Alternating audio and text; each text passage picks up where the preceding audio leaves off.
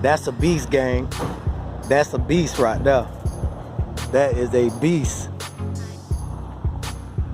Now this a man that knows what he's doing. I don't got my regular camera, guys, so sorry if it's a little shaky.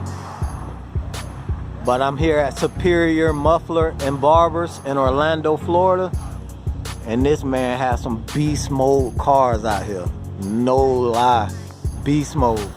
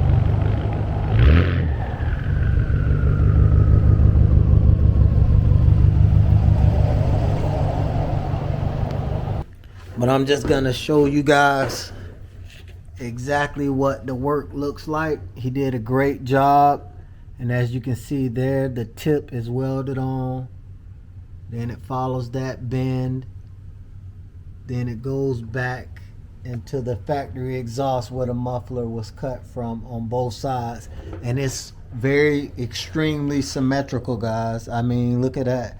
Kind of looks like the back of a Lambo, not the car. Don't be crazy. Not the back of the car looks like a Lambo, but on some of the twin turbo Lambos, it has like that same pretty much setup that shoots out the back of the car.